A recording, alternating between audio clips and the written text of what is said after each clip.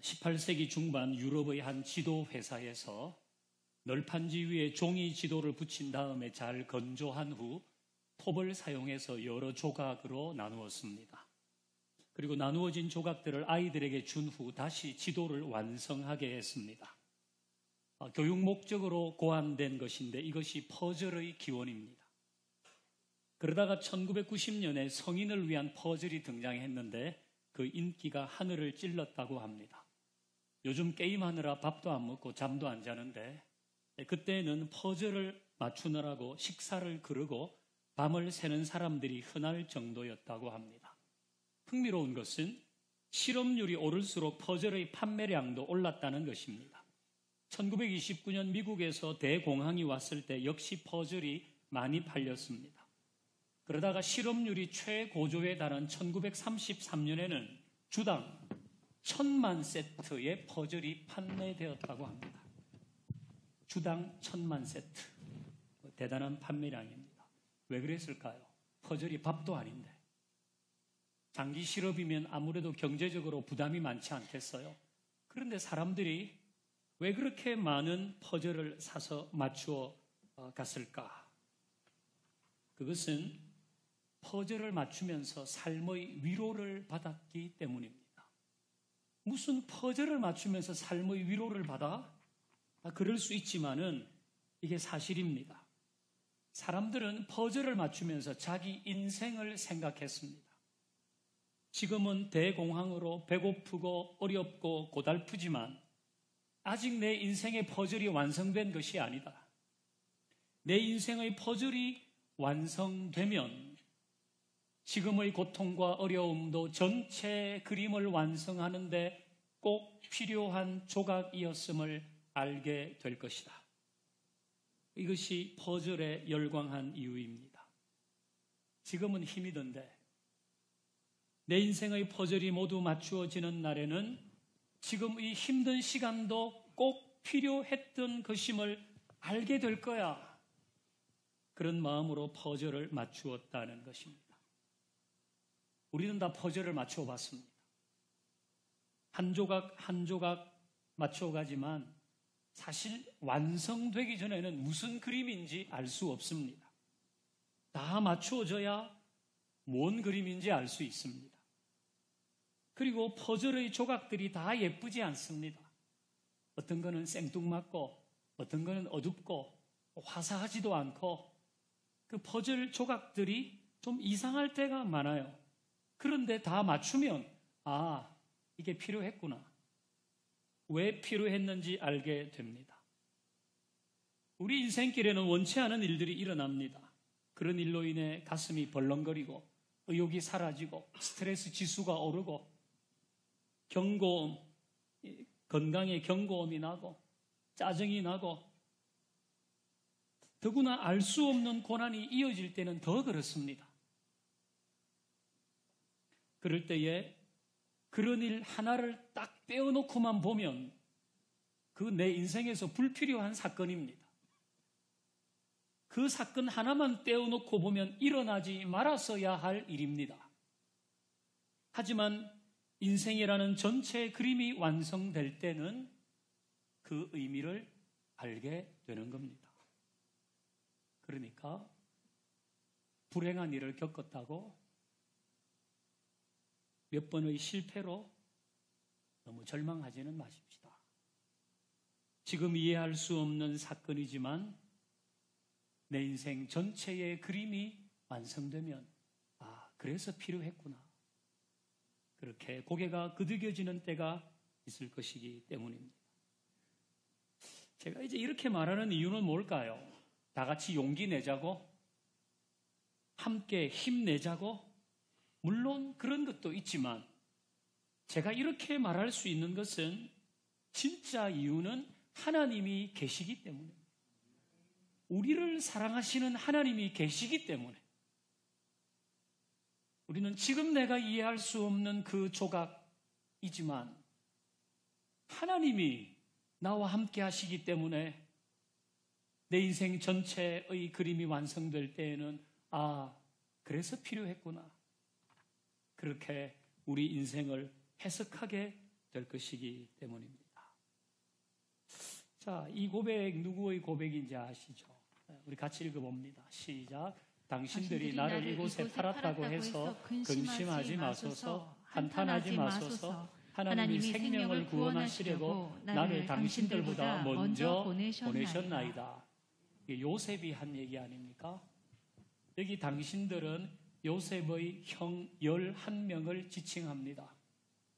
당신들이 나를 이곳에 팔았다. 형들이 요셉을 죽이려고 그러다가 미수에 그치니까 아이고 또 죽일 수는 없으니까 팔자. 그래서 그 돈 몇 푼 받고 동생을 노예로 팔았잖아요.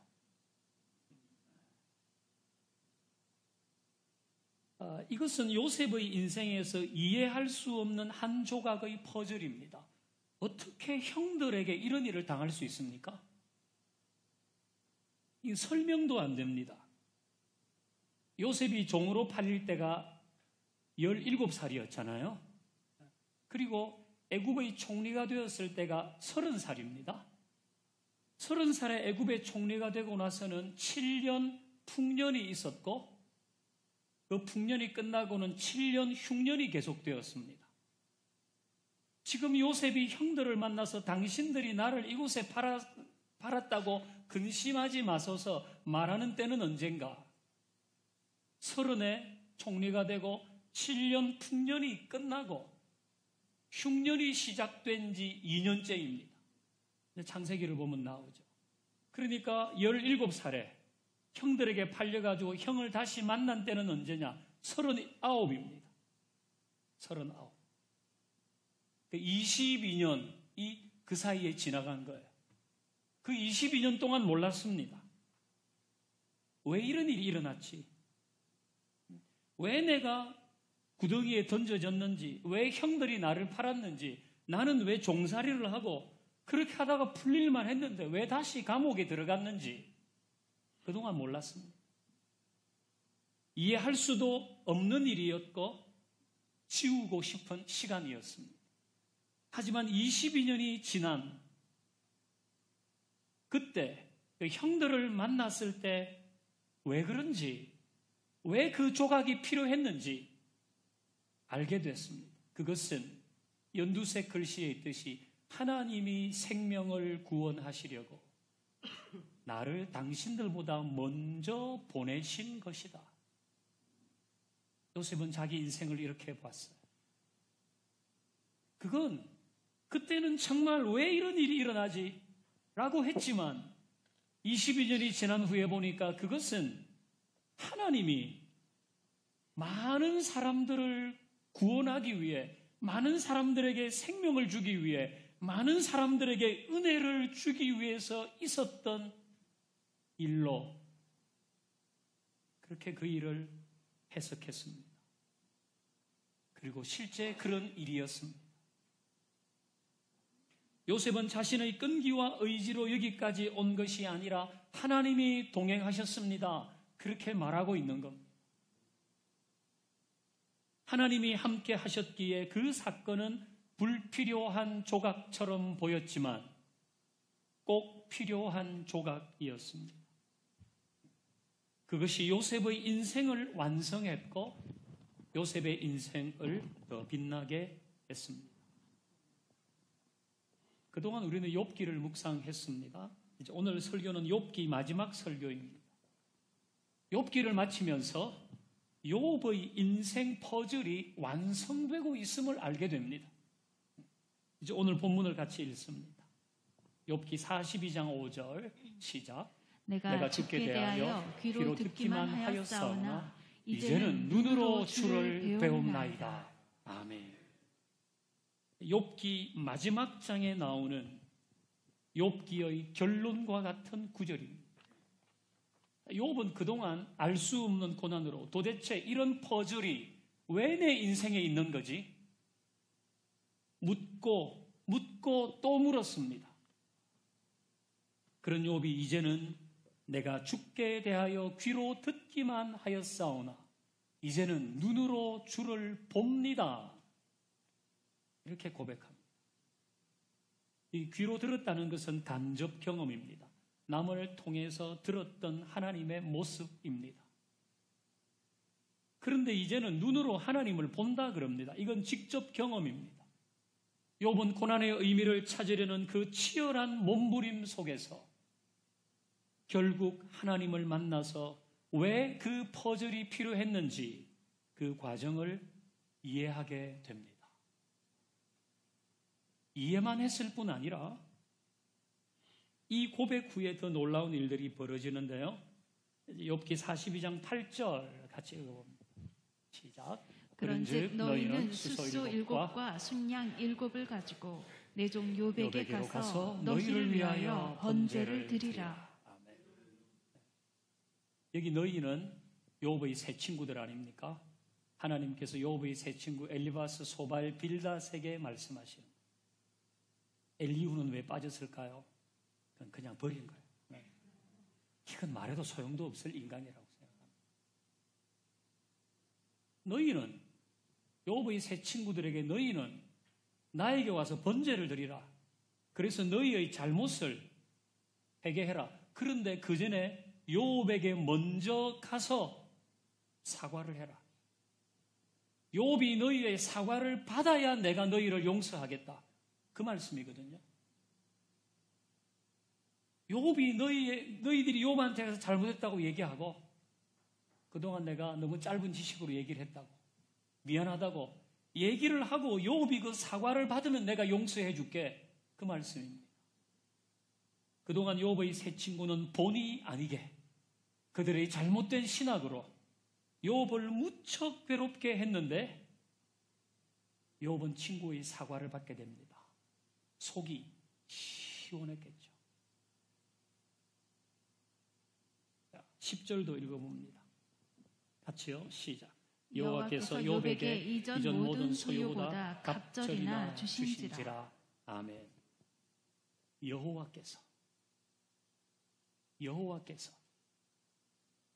어떻게 하다 보니까가 아니라 여호와께서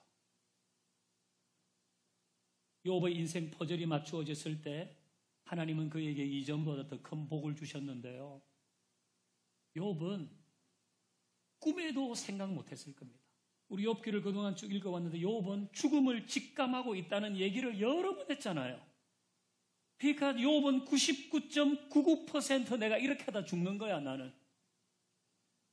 나는 이유도 알 수 없고 내 마음에는 굉장히 억울함이 많지만 나는 이러다 죽겠지. 그게 99.99%의 생각이었습니다.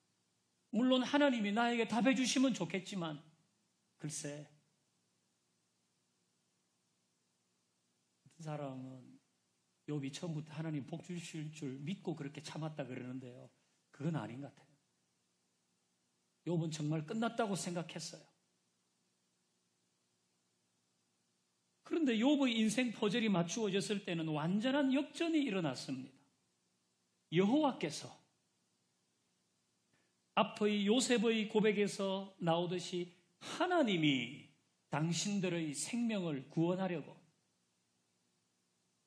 하나님이 많은 은혜를 베푸려고 많은 생명을 구원하려고 하나님이 그것과 맥이 통하는 거 아닙니까? 이것은 욥의 하나님이 욥과 함께 하셨기 때문에 일어난 일들이며 욥이 끝까지 하나님을 붙들었기 때문에 일어난 일입니다. 욥은 끝까지 하나님 앞에서 답을 얻으려고 하잖아요. 욥은 처음부터 너의 마지막은 이렇게 될 것이다. 그거 무슨 계시를 받았거나 그걸 기대하면서 끝까지 하나님과 함께 한 게 아니잖아요. 그냥 하나님이 목적이었어요. 순전한 마음으로 대가를 바라지 않는 신앙이에요. 그냥 하나님이면 족하다는 거 아닙니까? 그렇게 욥은 하나님과 함께 왔단 말이에요. 그리고 하나님을 의식했잖아요. 여러분 요셉도 그렇지 않습니까? 요셉에 대해서 얘기할 때에 하나님이 함께 하시는 것이 요셉에게 보였다 그랬어요. 하나님이 함께 하시는 것이. 그리고 요셉도 늘 하나님을 의식했어요. 미세스 보디발이 보디바라의 아내가 욥을 유혹하잖아요. 집에 지금 CCTV가 다 꺼졌어. 집에 사람이 아무도 없어. 그리고 요셉의 옷을 이렇게 벗기려고 당겼는데 요셉이 아무도 없어요? 이렇게 하지 않고 내가 하나님 앞에서 범죄할 수 없다 그랬잖아요. 지금 집에 CCTV 다 꺼졌다 그러는데 요셉 역시 하나님을 의식했단 말이에요. 그러니까 이 모든 일은 욥이 하나님과 함께하며 그 하나님이 함께 하시는 것을 알고 욥도 끝까지 하나님을 향한 신뢰와 순종을 가졌기 때문입니다. 12절도 같이 봅니다. 12절 같이요. 시작. 여호와께서 욥의 말년에 욥에게 처음보다 더 복을 주시니 여호와께서 어떻게 하다 보니까 그렇게 된 게 아니라 여호와께서 욥과 함께한 여호와께서 욥이 끝까지 붙든 여호와께서 처음보다 더 큰 복을 주셨어요. 낙서투성이 같은 욥의 인생을 하나님이 이렇게 만드신 겁니다.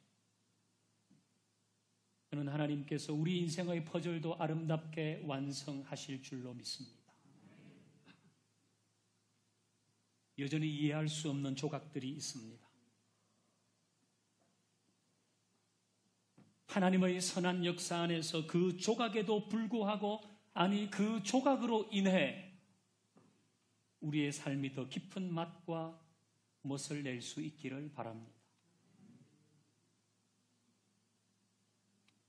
후회스러운 일들이 있으시죠? 후회스러운 만남도 있을 겁니다. 여러분의 실수도 있습니다. 잘못 선택한 거죠. 아니면 다른 사람이 아픔을 줬을 수도 있습니다. 그건 정말 그 한 조각만 떼어놓고 보면 이게 왜 있는 거야? 왜 이게 내 인생에 필요하지? 누구나 그렇게 할 수밖에 없습니다.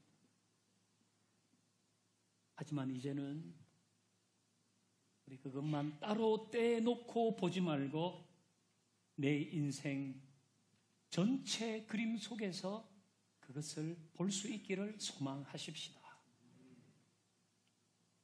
그리고 그 과정 속에서 우리는 욥처럼 끝까지 하나님을 목적으로 삼고 절대적인 신뢰와 순종을 드릴 수 있기를 바랍니다.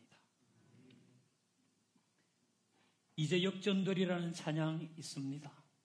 이 찬양의 가사는 이해할 수 없는 퍼즐 한 조각, 불필요해 보이는 퍼즐 한 조각이 생길 때 우리가 어떤 태도를 가져야 할지 알려줍니다.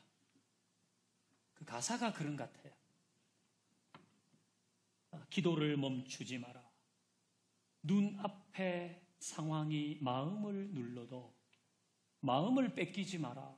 내가 널 도우지 않는다는 소리에 너의 모든 게 불리해도 너는 기도를 이어가라.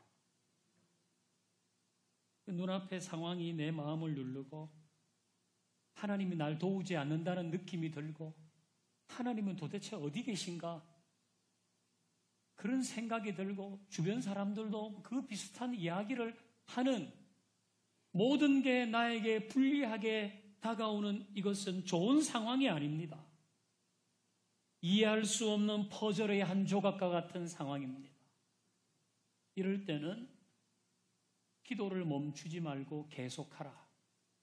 이것이 이 노래의 가사입니다. 그러니까 욥이 그래도 하나님과 함께 그래도 하나님 앞에서 답을 찾기 위해서 탄원하고 하는 그것처럼 내 삶의 끈이 하나님과 연결되어 있어야 되는 거예요.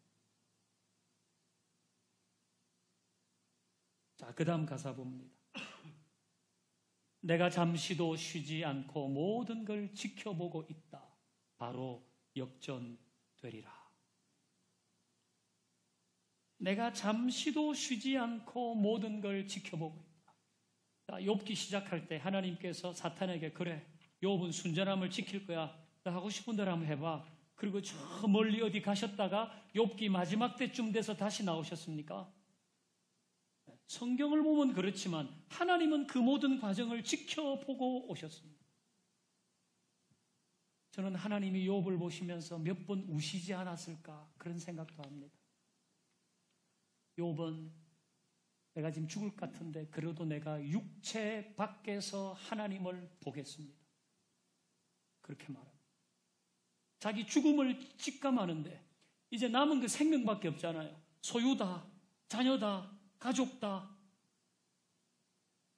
건강 잃고 이제는 그 생명 하나 남았는데 하나님이 그걸 가져가셔도 자기는 육체 밖에서 하나님 보겠습니다. 그걸로 자기 마음이 설렌다 그랬잖아요. 하나님이 우셨을 겁니다. 지켜보신 하나님이 그렇게 하셨을 겁니다. 그러니까 하나님이 우리를 지켜보고 계시거든요. 잠시도 쉬지 않고. 그리고 역전하실 것이다. 요셉의 인생을 하나님이 지켜보셨듯이 욥의 인생을 놓치지 않고 보셨듯이 하나님 우리를 보고 계십니다. 그리고 욥과 요셉의 인생을 역전시키셨듯이 우리의 인생도 역전시키실 것입니다. 우리 인생의 퍼즐이 맞추어질 때 저는 우리가 다 이 놀라운 찬양을 우리의 감정으로 할 수 있기를 바라고, 내 인생의 퍼즐이 맞추어질 때 지금 이해할 수 없는 이 한 조각이 꼭 필요한 그림으로 바뀔 수 있기를 우리가 다 소망하면서 그렇게 우리 인생의 여정을 걸어갈 수 있기를 주의 이름으로 축원합니다. 이제 우리 이 찬양 같이 한번 하십시다.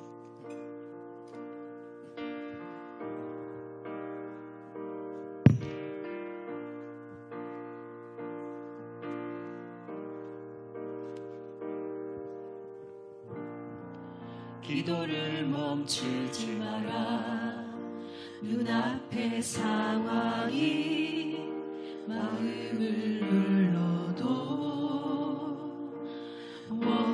원망치 마라. 너의 입을 지켜라. 저들은 너의 입을 보고 있다. 마음을 뺏기지 마라. 내가 널 도우지 않는단 소리에 너의 모든 게 불리해도 너는 기도를 계속해라. 너 기도를 멈추지 마라. 내가 너의 그 모든 상황을 바로 역전시키니 너 기도를 멈추지 마라. 내가 잠시도 쉬지 않고 모든 걸 지켜보고 있으니 할렐루야. 바로 역전되리라. 처음부터 다시 이 고백을 드리십시오. 기도를 멈추지 마라.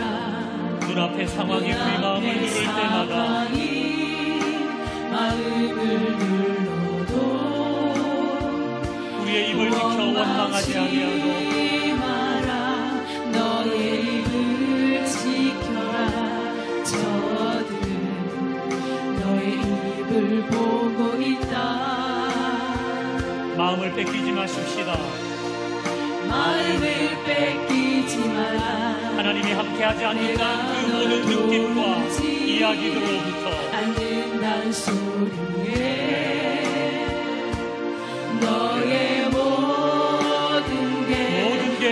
강하게 느껴져도 우리는 기도를 이어가며 하나님의 손을 붙잡고 하나님과 함께 하십시다.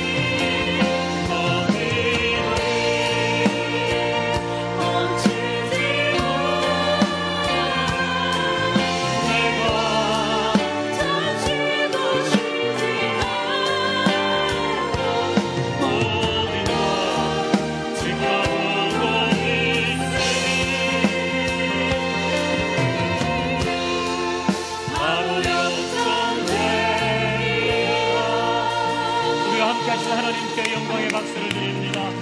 이렇게 하실 주님 찬양하고 감사합니다.